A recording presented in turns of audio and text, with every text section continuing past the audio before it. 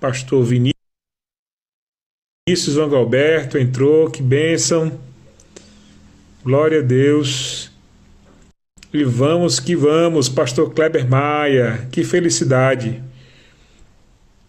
Pastor Kleber, se você quiser, eu encerro a live agora, o senhor entra no meu lugar. Só falar aqui que a gente faz uma substituição na hora, tá bom? Que bênção. Vamos começar.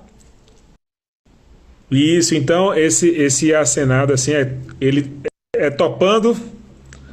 Digita aí que aí eu já encerro, o senhor entra de novo aí na live, no meu lugar.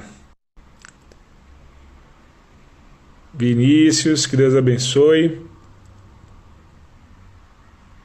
Pastor Bruno Silvestre já aí. Siga em frente. Esse pastor Kleber é uma bênção. Pastor Bruno Silvestre, missionário da Espanha. Pronto, entraram aí. Seja muito bem-vindo, pastor Bruno Silvestre. E vamos já.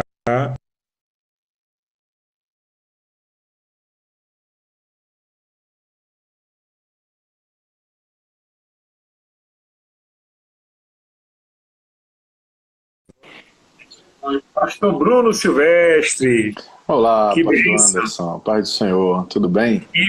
Que felicidade. Que felicidade estar aqui contigo A alegria nessa toda live nossa. da Trilha 27. Vamos fazer uma Muito bem. oração para a gente começar? Vamos Vamos? fazer uma oração em nome de Jesus. Deus maravilhoso, muito obrigado, Senhor. Muito obrigado pela oportunidade de estarmos na tua presença e podermos conversarmos sobre as tuas coisas, sobre os teus segredos revelados nas Escrituras, Senhor. Deus, fala conosco nesta noite, nos edifica, nos ensina e tenha liberdade, Senhor, de agir por meio dessa live, por meio do Teu Espírito Santo. Usa cada um que está participando, usa o pastor Bruno, Senhor, ser conosco. Sim, Senhor. É isso o nosso pedido. Seja conosco, Senhor. Coloca a Tua boa mão e age em nós e por meio de nós. É isso que eu te peço e agradeço em nome de Jesus. Amém. Bom, Amém. amados, estamos na Trilha 27 e essa semana começamos o Evangelho segundo Marcos, um evangelho um pouco diferente do Evangelho de Mateus, e perguntando para o pastor Bernardo Johnson na live passada, pastor, terminamos Mateus, vamos direto para Atos, porque a gente vai ler Marcos, né? E aí a primeira resposta que ele deu foi porque o Espírito Santo entendeu que tinha que falar por 4 evangelistas, né? Então esse foi o maior argumento e acabou com essa ideia Poderoso, aí. né? Poderoso, Foi, não precisava ele falar mais nada, né? Que benção. E aí, Marcos é um evangelho bem distinto. E pastor Bruno, eu já começo a falar isso. Por que ele é tão distinto? Quem é João Marcos, né? E o que o leitor da Trilha 27 vai esperar do livro de João Marcos, né, do Evangelho de Jesus Cristo segundo Marcos. Diga aí, homem de Deus. A Rosana, do Peru, está aqui nos assistindo, viu? Pastor Bruno, eu não entendo muito espanhol, mas se você quiser de vez em quando aí falar algumas coisas, tem gente que vai entender aí, Muito viu? bem. Pode ficar tranquilo. Bendiciones, hermana. Deus te bendiga muitíssimo. Sim, que bem. Gostaria inicialmente de saudar Os trilheiros da Trilha trilheiros, 27. né? Aqueles que estão nessa Acredito que sim. senda, né? É um Isso. prazer estar com vocês aqui e, enfim, hoje eu estou aqui para aprender, graças a Deus, né? Para aprender com o pastor Anderson e com os irmãos. E, enfim, eu creio que quando a gente há uma curiosidade natural, né, em cada um de nós, de saber, de tentar compreender como era a vida também daqueles que de alguma maneira foram utilizados pelo Espírito Santo para escrever esse texto, né, o texto que serve para nós de regra de fé e prática. Eu creio que é uma curiosidade natural para em cada um de nós de conhecer um pouco da história deles, né? E a Escritura, ela vai, em algumas partes, revelar para nós, não tudo, mas algumas coisas muito interessantes, né? Especialmente sobre o autor do Evangelho de Marcos. Na verdade, existe uma ideia muito, digamos, muito forte, né? Especialmente dos pais da igreja, no sentido de atribuir esse evangelho a João Marcos, de que João Marcos ele foi assessorado pelo apóstolo Pedro, né? Ele, segundo a tradição, também ele foi um dos que viram Jesus Cristo atuar, né? E também foi um dos que acompanharam ali os apóstolos, né? No labor, melhor dizendo, de anunciar o evangelho a todo mundo, né? É um evangelho diferente, de fato, né? Segundo também os estudiosos, a tradição, foi o primeiro evangelho a ser escrito, e ele é basicamente a base, né, do evangelho segundo Mateus e segundo Lucas. A partir desse arcabouço, né, desse arquétipo aí, do que Marcos escreveu, inspirado pelo Espírito Santo de Deus, Mateus e Lucas vão adicionar, obviamente, quando a gente fala de adicionar, não é algo que simplesmente nasceu no coração deles, né? Mas que foi igualmente guiado pelo Espírito Santo, mais palavras, mais situações, né? Que Jesus viveu, que Jesus presenciou, enfim, às vezes até com mais detalhe. Ele é mais sucinto, né? Ele possui 16 capítulos, né? Enfim, quando a gente, depois de 1100, né, que houve a divisão da Bíblia em capítulos, então eu queria assim também apenas dizer uma coisa que eu aprendi e que é interessante para nós, é que os escritores bíblicos, né, especialmente os evangelistas, eles não escreveram os evangelhos num mero esforço de memória, né? Tem gente que pensa que talvez as pessoas, os escritores bíblicos escreveram, porque eu me lembrei, não escrevi porque esqueci disso, esqueci daquilo, né? E, na verdade, não é isso. A verdade é que todo esse processo foi guiado pelo Espírito Santo de Deus, né? Quando a gente lê 2 de Pedro, né, capítulo 1, versos ali 19, 20, a gente vai perceber isso de maneira muito clara. Mas voltando um pouco a João Marcos, ele é sobrinho de Barnabé, Colossenses capítulo 4, verso 10, vai dizer isso com muita clareza, né? E a igreja que estava em Jerusalém, conforme nos aponta Atos capítulo 12, verso 12, né? A igreja que estava ali na casa de Maria, orando naquela ocasião por Pedro, né? Aí Maria, irmã de Barnabé, orando para que Pedro pudesse ser libertado da prisão. Era uma família que nutria de verdade a esperança da vinda do Messias, né? Nutria a esperança de que o Cristo viesse, o Cristo aparecesse.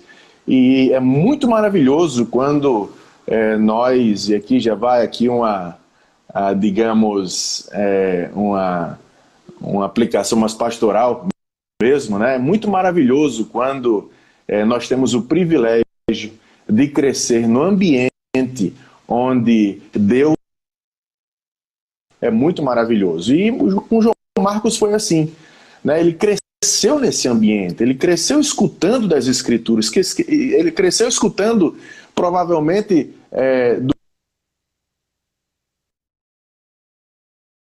E eu acho que a conexão do pastor Bruno está falhando aí. E ele estava falando sobre João Marcos, fantástico, falando sobre esse ambiente que João Marcos tinha em sua vida, né?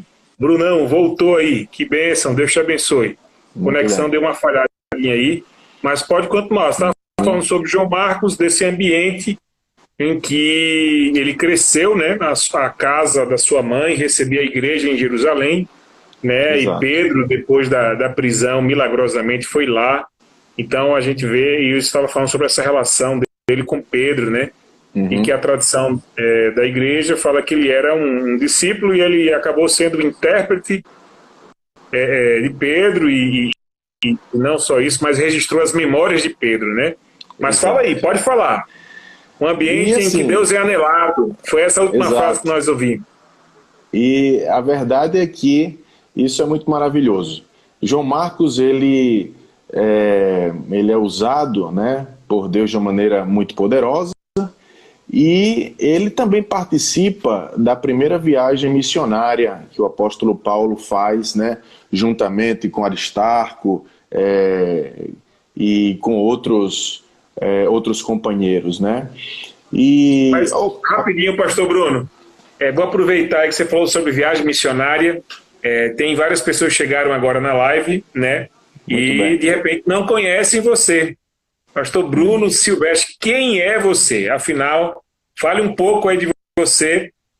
Gostei do tema viagem missionária, mas fala aí rapidamente, se identifique aí para todo mundo conhecer aí você. Um dia perguntaram para minha mulher quem era ela respondeu de maneira muito, muito bonita. Eu vou responder de igual maneira. Eu sou um pecador redimido Ô, pelo glória! sangue do Cordeiro. Uma fé, filho de Deus. Maravilha. Mas hoje E você foi chamado para, né?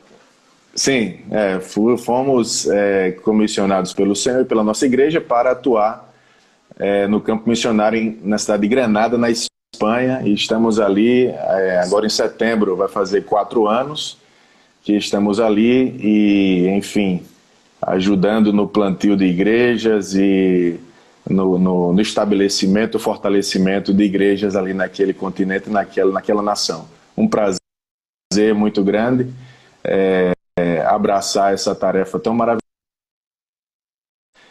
Gabriel, de 14 anos, e Mariana, de 11 anos. Atualmente, nesse exato momento, eu estou em Natal, na minha casa, na casa da minha mãe, na verdade, né?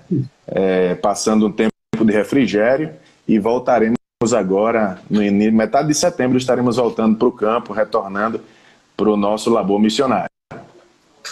Glória a Deus, que bênção, que privilégio, missionário Bruno, tá com a gente aqui. Vamos lá. Marcos começou. Eu quero também fazer uma observação, aproveitar essa pausa, para que a gente tenha a possibilidade de perguntar, né? Temos aí algumas pessoas entrando na live. Fique à vontade, pastor Bruno está com o coração aberto e a mente, tá certo? Para responder as perguntas sobre o Evangelho de Marcos. Em nossa live, viu, pastor Bruno?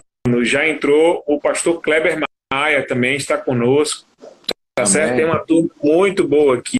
Que bênção. Tem uma turma de Natal que mora em Brasília, criança Cristiano Praxi. Marani, Deus te abençoe.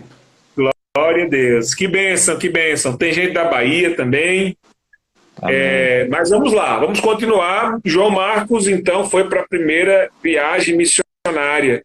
Mas foi bem sucedida essa viagem? Não foi bem sucedida? Como é que foi? Conta aí para gente. A viagem foi bem sucedida. O testemunho dele é que não foi muito bom, né?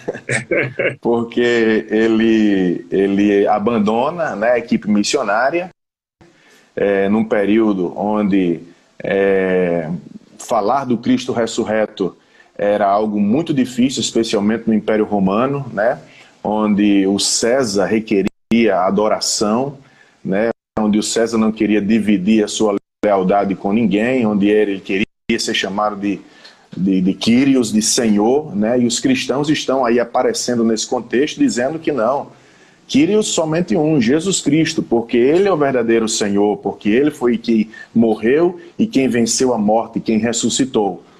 Nesse contexto, o Evangelho vai sendo, digamos que, espalhado entre as nações, né? Especialmente pelo ministério do apóstolo Paulo, a quem Deus chama para essa tarefa, né, a tarefa de levar o evangelho aos gentios, e João Marcos se une a essa equipe missionária e ocorre aí um problema, ele abandona a equipe missionária, e quando estão se preparando para a segunda viagem missionária, Barnabé, que agora fazia parte da equipe de Paulo, ele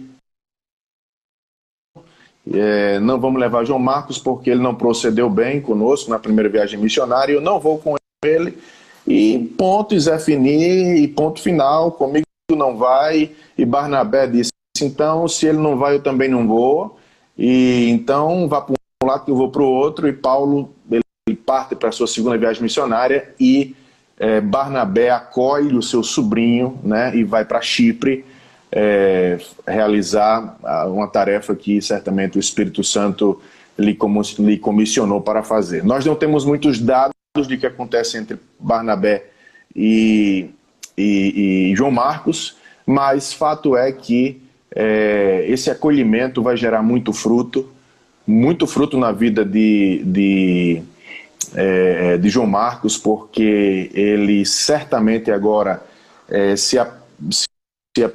vai se apresentar, né, como um cristão mais maduro, mais comprometido, a ponto de que o próprio apóstolo Paulo, no final da sua vida, ele vai dizer que João Marcos ele é muito útil. Então, assim, isso para mim é muito maravilhoso, é muito bonito, porque ainda que alguém possa cometer mistério, possa não começar muito bem alguma tarefa que o próprio Deus o comissionou, por alguma fraqueza, por alguma debilidade, Deus ele sempre vai levantar pessoas para nos acolher, para nos amar, para nos corrigir, para estar conosco e serem pacientes conosco, a fim de que nós também frutifiquemos, porque muitas vezes disso se trata no reino de Deus, né? Jesus, ele falou justamente isso, que nós somos ramos, né, da videira, que é ele, né, e nós precisamos dar fruto.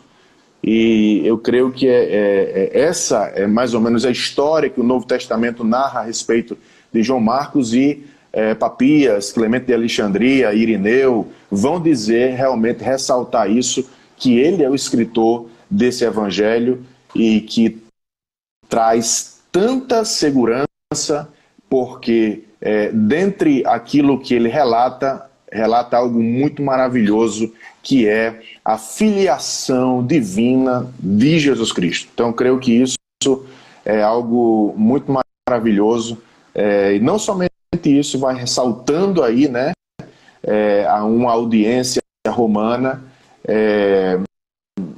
que tinha uma mentalidade muito prática. Quem é Jesus e por que ele acaba registrando o que registrou, né? A gente pode perceber quando lê o Evangelho de Marcos que ele está muito mais focado nos milagres, naquilo que Jesus realizou, do que nas palavras de Jesus. Não é que ele não, ele não registra as palavras, registra sim as palavras, mas o enfoque dele é muito mais sobre os feitos, né, de Jesus Cristo. De modo que é maravilhoso. Sr. Bruno, aproveitar aqui a história de João Marcos, né, que não foi tão bem sucedido. Foi hoje um post, assim, um anúncio dizendo assim: seja produtivo no reino depois dos 40. Eu achei interessante isso. E talvez João Marcos, da primeira desistência dele, né, ele poderia não mais se envolver com missões, desistir mesmo da vocação. E aí eu faço essa pergunta, né?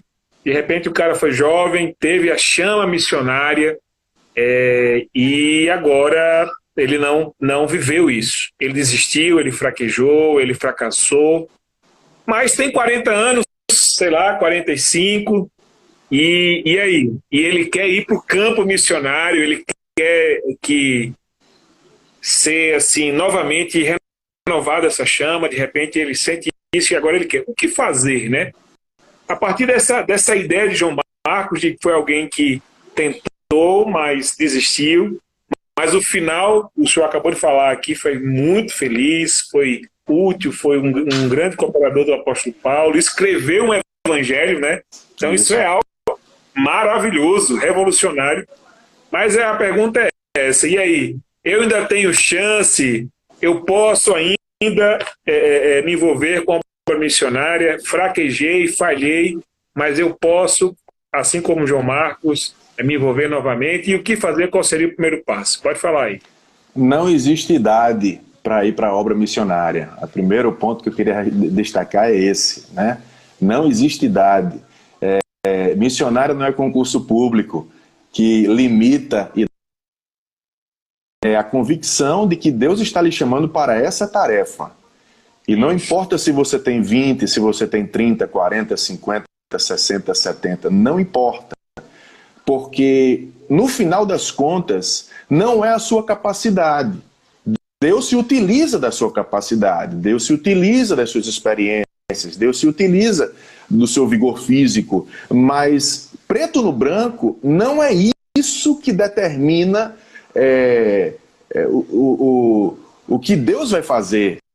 O que determina o que Deus vai fazer é a graça dele, a misericórdia dele. E ele utiliza quem ele quer e quem está com o coração aberto e quem está como nos ensina com muita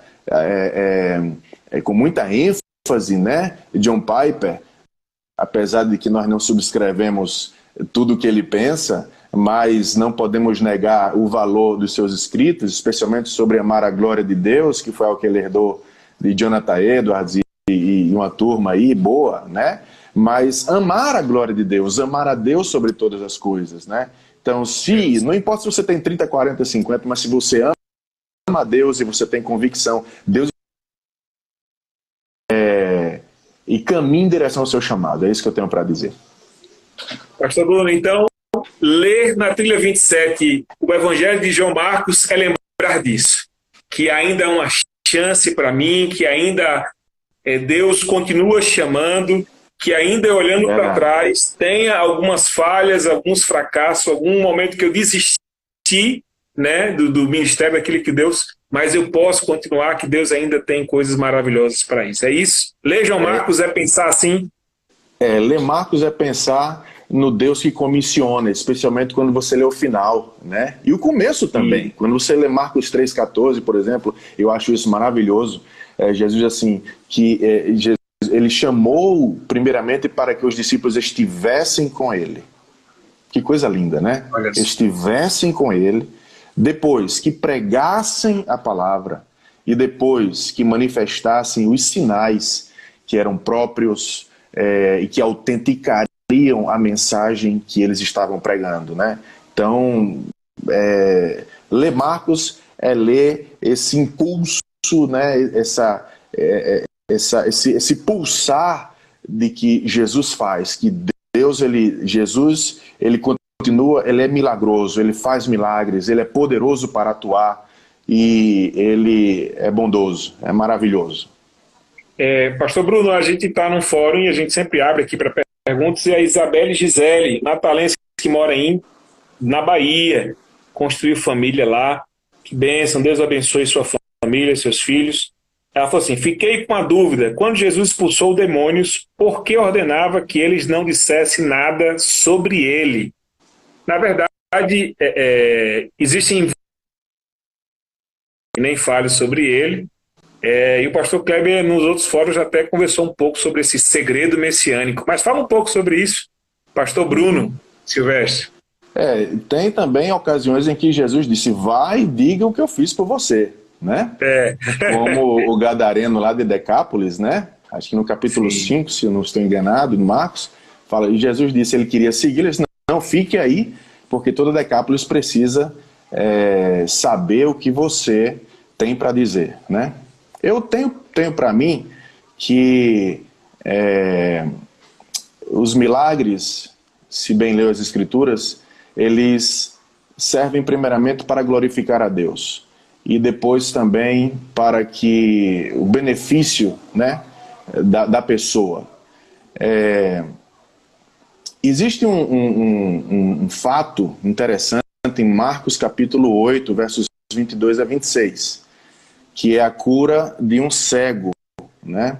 Que é uma cura de um cego que está ali perto da aldeia de Betsaida. Betsaida era uma cidade que já tinha escutado por várias vezes o evangelho. Jesus tinha passado por lá, tinha feito sinais. Isso quem registra é o evangelista Mateus, tinha feito sinais. E, enfim, não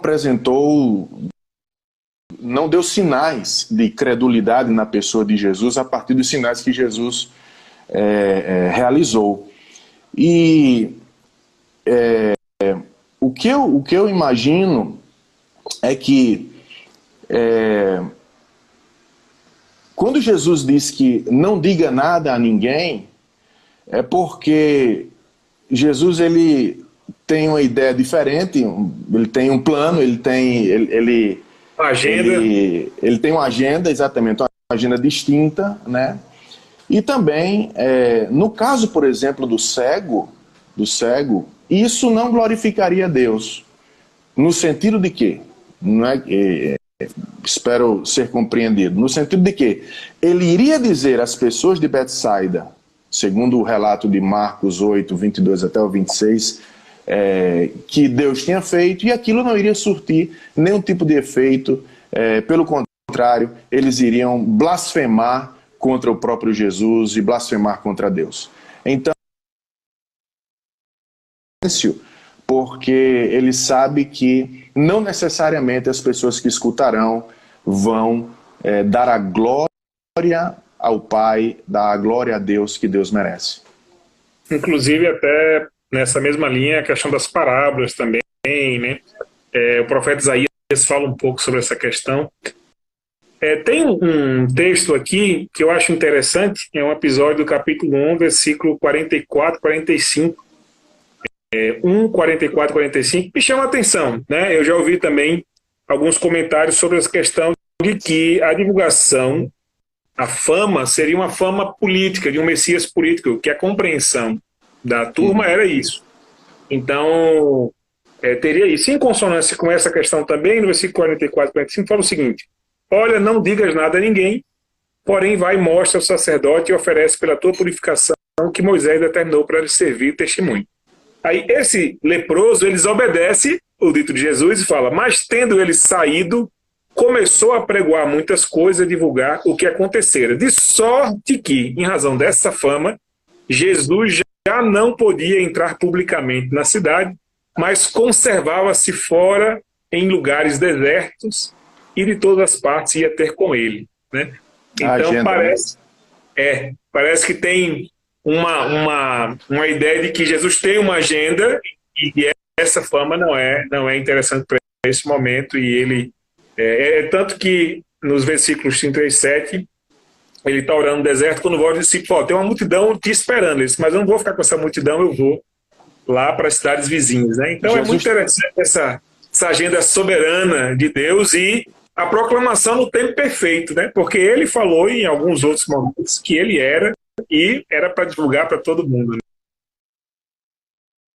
Aproveitando o gancho nisso que você falou, é lembrar de que o Jesus que nós servimos é um Jesus que ele está preocupado em glorificar ao Pai. Ao Pai. Ele não está preocupado consigo mesmo.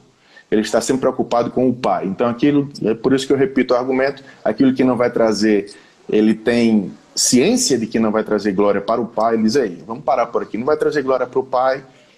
Então, para mim não... Isaías fala que a sua voz não será ouvida nas praças, né? Nesse sentido da fama mesmo, né? Rapaz, é fantástico como as coisas se encaixam. Mas deixa eu falar uma coisa, pastor Bruno, uma pergunta interessante, é o seguinte: no Evangelho de Marcos, a gente vê que uma das temáticas é que esse Jesus, que é rei, que é filho de Deus, ele é servo, né? O servo sofredor veio para servir. Existe uma questão latente da humanidade de Cristo. Então é um Cristo que tem fome, né? Um Cristo que dorme no barco, né? Um Deus que multiplica o pão, mas dorme multiplica os pães, mas tem fome. Aquele que dorme no barco, mas se levanta para acalmar a tempestade, etc. Mas tem algo interessante: ele era Deus também. E não só isso, ele é Deus, ele é filho, existe um Deus, e ele também age no poder do Espírito Santo. Então, Exatamente. como que a gente trabalha essa questão da trindade no Evangelho de Marcos, a importância da trindade, e não só isso, se eu não crer na trindade, que efeito tem ou quais são as consequências? Me fala um pouco sobre essa questão da humanidade, da divindade de Cristo e dessa trindade, como eles se organizam e se manifestam aí no Evangelho de Marcos e em toda a palavra. Fala aí, pastor Bruno. Muito bem. Vamos tentar, né? Sim. O Evangelho de Marcos começa com uma afirmação. Princípio do Evangelho de Jesus Cristo, Filho de Deus, né? Filho de Deus. E o Deus que apresentado nas Escrituras é um Deus triuno, né? Um Deus que é único, inclusive tem um trecho, não me lembro agora exatamente onde está, mas existe um verso aqui em Marcos que repete o refrão de Israel, né? Que está em Deuteronômio 6,4. Ouve, ó Israel, o Senhor é o único. Ele começa com isso, né? E com essa afirmação, Marcos começa com essa afirmação, dando ênfase ao refrão de Israel, de Deuteronômio 6,4, e depois ele desenvolve a ideia do Deus que deve se amar a Deus sobre todas as coisas e amar o próximo como a si mesmo. De modo que é o Deus triuno, né? É o Deus que é uma trindade, um único Senhor, um único Deus, isso desenvolvido, obviamente, anos depois, né? A gente tem essa clareza hoje, mas a gente percebe a unidade da Escritura, especialmente pela fórmula de Calcedônia, né? E aí a gente percebe que ele vem enviado pelo Pai, mas ele também é habitado pelo Espírito. O Pai é Deus, o Filho é Deus, o Espírito é Deus, mas não são três deuses, nem três senhores, mas um só Deus e um só Senhor. Essa unidade que apresenta uma multiplicidade e que é revelada e que é apresentada dentro da construção frasal hebraica, né, de Deuteronômio 6,4, como uma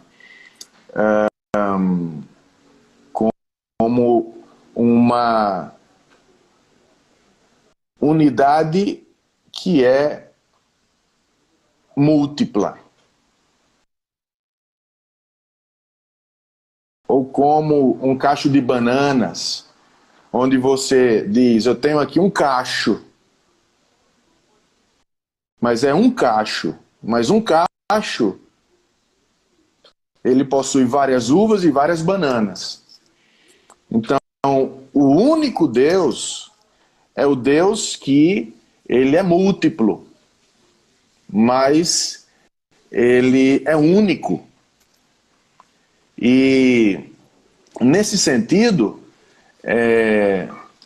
toda a Escritura vai apresentar para nós essa ideia de que o Pai, ele envia o Filho, e o Filho que é enviado pelo Pai é um Filho que é habitado pelo Espírito Santo. E porque é habitado pelo Espírito Santo, o próprio Marcos vai registrar também as palavras inspiradas de João Batista, quando diz que eu vos batizo com água, mas ele é aquele que vos batizará com o Espírito Santo.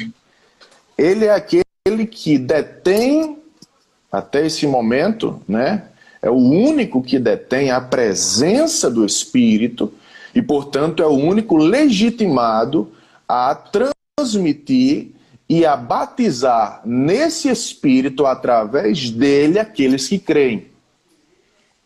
De modo que o Deus bíblico, o Deus cristão, é o Deus que é Pai, Filho e Espírito Santo.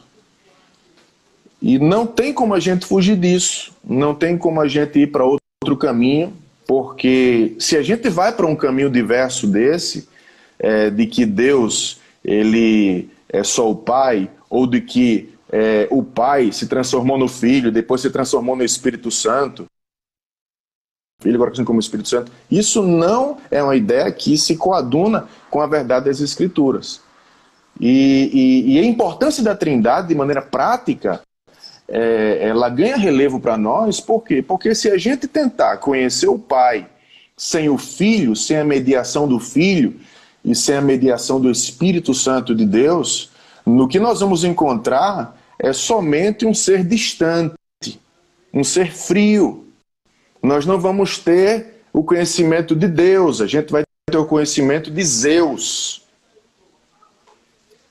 Zeus é que é o Deus do Olimpo, frio, distante, que não se comunica com os homens, que não tem que não tem sentimento pelos homens, mas Deus não.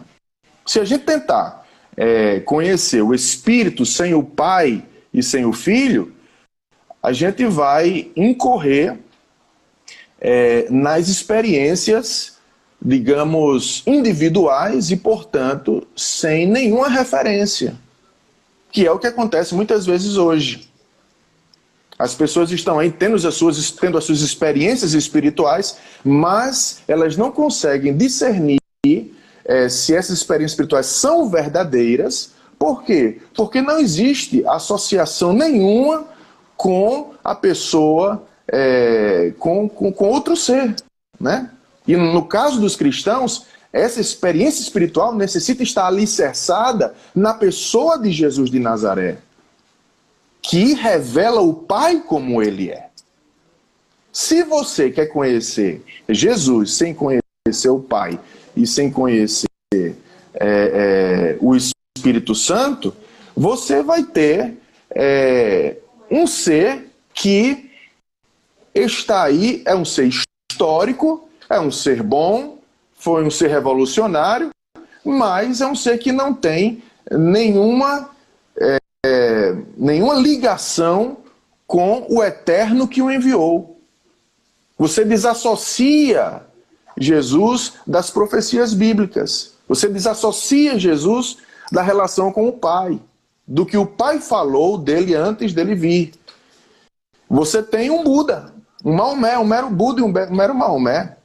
E se você quiser conhecer o Filho e o Espírito sem conhecer o Pai, na verdade, você está o mero hedonismo, o prazer. Por quê? Porque você se aferra ao que Jesus tem para dar, salvação, perdão de pecados, você se aferra ao que o Espírito tem para dar, os dons espirituais, mas você se esquece de que existe um Pai que é aquele que decreta, é aquele que ordena, é aquele que tem autoridade para mandar. E se você desconsidera a pessoa do Pai e se aferra somente à pessoa do Filho e do Espírito Santo, você se tornou o Senhor de Jesus e do Espírito Santo, porque você vai acabar pensando que Jesus existe por conta de você e que o Espírito Santo existe só por conta de você, porque você desprezou a pessoa do Pai, que é aquele que ordena, que decreta e que deve ser o Senhor da sua vida. Então, de modo geral, Pastor Bruno, me permita fazer uma pergunta aí. Resume, isso aqui ficou muito fantástico, achei muito fantástico. Resume em poucas palavras o seguinte: se eu não admitir o Deus Trino, como seria a minha adoração e a minha prática de vida com esse Deus. Em rápidas palavras, foi fantástico seria torta, seria totalmente torta. Ou ela sem seria... Deus seria como? Sem Cristo e sem Espírito Santo. Pode fazer a revisão aí. Faz a revisão para a gente aí. Sem o Pai, você seria um Senhor. Você se coloca na situação de Senhor de Jesus e do Espírito Santo porque você acha que eles existem para lhe abençoar e pronto. Sem o Espírito Santo, aliás, sem o Pai, sem o Filho e sem o Espírito Santo, né? Seria um Deus distante, porque você tem só o Pai. Esse Pai não se revelou em Jesus. Então, você não consegue conhecê-lo. Se tem só o Espírito Santo, então você está sem referência. E se tem só Jesus, sem o Pai e sem o Espírito, você igualou Jesus a Buda, a Maomé, a Baolá, a qualquer outro líder religioso aí que não está associado inclusive as profecias do Antigo Testamento. Glória a Deus, glória a Deus. A Trindade de forma prática, né, Bruno? Isso, na prática. Que bênção. Fantástico mesmo. Pastor missionário Bruno, o que é que você tem aí para acrescentar? A Isabelle fez um comentário aí sobre a questão também dos espíritos malignos, né, que o Senhor repreendeu eles para que eles não falassem, né? Ela continuou aqui a ideia. Muito bem, muito obrigado. Vamos conversar mais sobre o Evangelho de Marcos, o que tem de peculiaridade. Pastor Bruno, como é que é o campo missionário? Lá no capítulo 10, eu sei que não é o capítulo da semana, mas como falando sobre o livro e falando um pouco sobre a temática do livro mesmo, né? Versículo 45, capítulo 10, fala o seguinte: porque o Filho do Homem também não veio para ser servido, mas para servir e dar sua vida em resgate de muitos. Missionário, como é que o senhor aplica esse versículo no campo missionário? O que ele significa na sua prática diária? Esse espelho do próprio Cristo no campo missionário. Fala aí um pouco sobre esse versículo aí no campo missionário, lá na Espanha, como você tem vivido esse versículo lá para a gente, do Evangelho de Marcos, citado, né, também pelo Evangelho de Marcos. Esse é um ponto assim que alguém já disse, né? Fácil de escutar, bom de escutar e difícil de viver, né? Porque é bonito demais, que coisa linda, né? E assim, a gente acaba deixando assim de enxergar, né, o próprio ministério como de uma maneira emocional, né? A gente já não enxerga assim, né, de maneira meramente emocional. Esses dias eu escutei alguém dizer com muita propriedade algo que me impactou muito, né? Nosso ministério começa no deserto e termina na cruz. E se a gente fizer uma comparação, né, foi assim o ministério de Jesus. Começa no deserto, tentado, né? No prático, a gente tem vivido isso no campo missionário, né? Entregando a vida, né? Entregando a vida, sofrendo com os que sofrem, sendo paciente. Tem pessoas que a gente recebe, né, sendo bem prático agora, né? Sim, tem gente que vem à congregação ou vem à igreja porque quer se relacionar somente com Jesus e com o Espírito Santo e não quer saber nada do Pai que ordena, do Pai que tem autoridade, né? Que necessita exercer autoridade sobre nós. Já tem gente também que aparece de uma maneira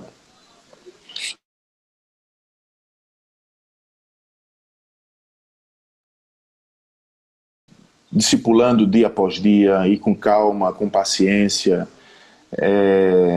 Tem aqueles que vêm e que nos machucam e depois voltam, e a gente precisa ter a sensação e a certeza, não só a sensação, né, mas a convicção de que a gente foi chamado para ajudar essa pessoa a perdoar, não só 7, mas 70 vezes 7, pedir graça de Deus para suportar o que a própria obra missionária traz para nós, né? Quando a gente lê os relatos dos apóstolos, né, nas viagens missionárias, né, na Bíblia Sagrada, obviamente que a gente não tem sofrido o que eles sofreram. Não quero aqui também, né, comparar e dizer que não se trata disso. Mas o exemplo dos apóstolos, eles fazem com que a gente mensure o que a gente está passando. É isso que eu quero dizer. Então, assim, bem, eu fui preso. Não fui preso ainda, então eu ainda não estou no mesmo nível apostólico, né, de sofrimento. E se Deus deu graça a eles que foram presos, que apanharam, então eu preciso ter a consciência muito clara de que se Deus deu graça para servir nesse nível, Deus também me dará graça para servir nesse nível. E se eu não cheguei nesse nível ainda de sofrimento, isso significa que eu não posso estar reclamando de nada, né? Mas, de modo geral, pregar o Jesus que morreu por nós não pode ser só de boca, precisa ser com a vida também, e isso demanda de nós, desgasta também, mas o fim é glorioso, sabe? Esses dias eu estava comentando aqui com alguns amigos, algumas pessoas, e olha que isso não foi nem pela obra em si, né? Mas nós perdemos, né, um bebê, né? Ciane engravidou depois de Marianinha já com 9 anos, 10 anos, Ciane engravidou e perdemos um bebê e ela ficou muito triste, né? E, enfim, isso de alguma maneira afetou, que ela quase entrou num processo depressivo, né? Ficou muito triste, né, com algumas coisas, enfim, de alguma maneira a nossa realidade a afetou também. Mas Deus foi tão misericordioso que usou uma pessoa para nós, para ela especificamente, eu não estava nem no dia, e em uma palavra de profecia, disse para ela: eu te livrei de um processo depressivo profundo, porque eu te amo. Então, as palavras de Jesus nessa hora trazem conforto e consolo aos nossos corações, né? Vale a pena servir ao Senhor, vale a pena entregar a vida ao Senhor, porque Deus de fato cuida de nós. Quando Ele não evitar o sofrimento, Ele... Uma pergunta para a gente encerrar a live, e eu peço que você responda, e você também já faça as suas últimas considerações e também faça a oração final, tá bom? Quero já agradecer a bênção de estar contigo, tá certo? Para quem entrou agora e depois da apresentação, o missionário Bruno Silvestre, Potiguar, salvo engano, não é isso? Sim. E Potiguar. Maravilha. E agora está como missionário na Espanha, em Granada. Mas hoje está de férias, em Natal, né?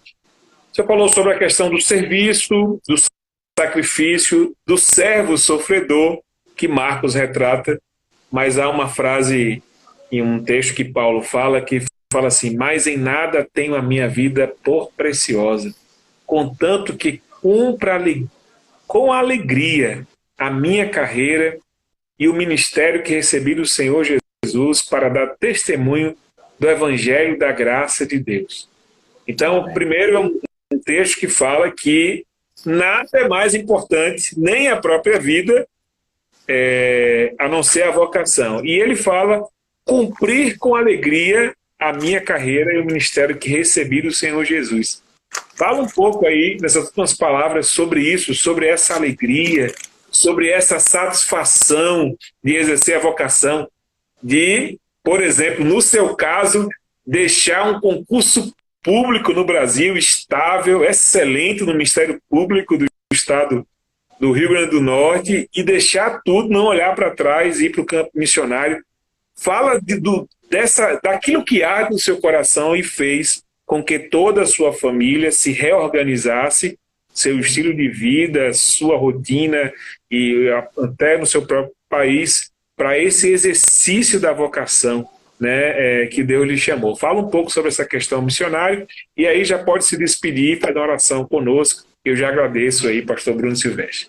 Quanto tempo eu tenho? Porque eu não estou controlando aqui, só para não passar muito. Mas quase 10 minutos, uns 5, 9 minutos. Vamos lá. Tá bom então. Então eu vou com calma. 8 minutos, 7 minutos, 7 minutos. Mas me ajuda aí, tá? Me ajuda aí, tá bom? Tá, tô ajudando. Muito bem. Eu, assim, missionário, acho que todo missionário tem um pouco de doido, né? Assim. Foi uma loucura para a vida da minha esposa. Não foi. Às vezes as pessoas, elas, quando... Você conhece nossa história já, né? Assim, mas quem não nos conhece pensa assim que foi uma coisa de repente, noite pro dia, impensada, e enfim. Mas não. Foi um processo de que durou ao todo 10 anos, né? Para que isso acontecesse, de fato, se tornasse realidade, durou 10 anos. Foram 5 anos o Senhor falando comigo e com Ciane, né? Na verdade, o meu chamado ministerial é anterior ao meu casamento. Eu já sabia o que Deus tinha comigo, desde jovem. Mas o chamado missionário, interessante, Deus sabe como trabalhar, né? Aconteceu depois do meu casamento, né? Isso não é regra, não estou aqui defendendo uma posição ou outra, foi como Deus trabalhou na nossa vida. E 5 anos Deus falando conosco, até que nós decidimos nos entrando para a obra missionária. Obviamente, eu não sou mais um jovem, mas eu era mais jovem do que sou hoje, né? E talvez, assim, alguém olhou para nós e disse, tá emocionado, agora não, né? Mas eu louvo a Deus por esse cuidado também, porque foi cuidado, né? Não foi desprezo, não foi um demérito sobre nós, mas foi um cuidado. E esperamos mais 5 anos. Como que esperando o tempo de Deus para poder ir. E nesse momento Deus vai moldando a nossa vida, Deus vai burilando o nosso caráter, né? Deus vai fazendo o que a gente espere, né? Quando eu cheguei no campo, eu me lembro que eu contando essa história a um pastor amigo nosso lá, o presidente da Fraternidade de Pastores e Missionários de Granada, ele disse, Deus sabe como trabalhar, porque aqui você vai precisar esperar um pouquinho também, né? Então, assim, foi maravilhoso ter essa conversa com ele e perceber, através da boca dele, que Deus estava trabalhando na nossa vida nesse momento. E eu costumo dizer que foi um desapego, pastor Anderson, foi um desapego, né? Deus foi assim, tirando de nós, da nossa vida, aquele senso de possessão de algumas coisas, de propriedade, isso é meu, minha família, minha casa, meu trabalho, meu carro, minha carreira. Deus foi tirando isso, sabe? Olha, se levanta de manhã para ir para o trabalho e diz assim, vou trabalhar porque tem que ir, né? Mas não é mais isso que lhe enche os olhos, não é mais isso que enche o seu coração, né? Você olha para a sua conta bancária e você diz, que bom, graças a Deus, né? Mas eu trocaria, né? Você olha para os seus bens e você diz, isso aqui é legal também, Deus me deu, mas eu trocaria. Então Deus vai gerando, pelo menos em mim, em Ciane, foi gerando um desapego, tanto em mim quanto nela. E aí chega um ponto onde você diz assim, isso aqui é muito bom, mas não se compara com o desejo que nós temos de servir a Deus, de ir para o campo missionário, de fazer a vontade de Deus, né? E Deus, ele trabalhou conosco esses 10 anos, falando, usando vasos, enchendo o nosso coração de mais paixão, né? Para que ficasse claro para nós que era isso que ele queria na nossa vida e os sinais que ele foi manifestando nas nossas vidas. Porque quando você chega no campo missionário, as situações pelas quais você passa lhe fazem olhar para trás. Não no sentido de querer desistir daquilo que você está vivendo. No nosso caso não foi assim. Mas lhe faz pensar, eu tinha isso, hoje não tenho mais. Eu tinha aquilo, hoje não tenho mais. Né? Eu gozava de determinadas benesses, hoje não gozo mais. Né? E se você não tiver muita convicção de que foi Deus quem lhe chamou, de que foi Deus quem lhe levou, você diz assim, fiz a coisa errada. Mas eu louvo a Deus porque até hoje eu nunca abri minha boca, e espero em Deus nunca abri-la, para dizer fiz a coisa errada. Nunca. Nem eu, nem esse ano. Eu já disse para ela assim, eu já até provoquei, assim, dizer, e você não tem saudade, não? Você não... E ela disse, não. Sim, saudade a gente tem, obviamente, mas das coisas, né? E a ponto de arrepender-se, de maneira nenhuma, sabe? Então Deus vai trabalhando com você, trabalhando esse desapego, né? De modo que essa palavra do apóstolo Paulo, ela acaba de alguma maneira aplicando o que Deus determinou que eu cumprisse. E é nessa hora que Deus ele faz perceber uma coisa também muito interessante. É que você foi chamado para uma coisa que você não consegue. Fantástico. Salvar vidas não é uma coisa que você faz. Você não foi chamado para o protagonismo. Você não foi chamado para ter o seu nome louvado. Você começa a entender mais profundamente que você foi chamado para que o nome de Deus seja exaltado. Você começa a entender que você foi chamado para ser coadjuvante. Você começa a perceber, ter um sentido de dependência tão profundo, sabe? Eu dependo de Deus, eu preciso de Deus. Hoje, pela graça de Deus, a nossa congregação, ela tem crescido, né? Não é ainda uma igreja grande, mas hoje é uma igreja, graças a Deus por isso.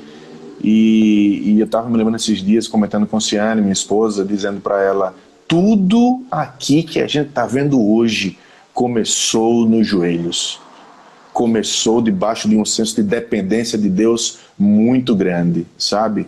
De mudar de local, de ter hoje músico, de ter hoje diácono, de ter hoje auxiliar de trabalho, de ter hoje uma liderança. Tudo começou no joelho. Era Senhor mande, Senhor levante, Senhor salve, Senhor cure, Senhor liberte, Senhor batize, Senhor. Então você começa a nutrir em você cada vez mais um senso de dependência de Deus muito profundo e unido isso ao desapego que Deus gerou no seu coração e um amor por Deus para que o nome dele seja glorificado, para que vidas sejam exaltadas. Assim, não existe mais romantismo no nosso modo de ver o ministério, nem de ver a obra, mas existe alegria, porque quando a gente entende o que Deus quer conosco, Ele mesmo se encarrega de gerar essa qualidade do fruto do Espírito chamada alegria, né? A alegria faz parte da nossa vida, o gozo faz parte da nossa vida. E eu me lembro que aqui em Natal, dirigindo igreja, a gente tinha igreja com orquestra, né?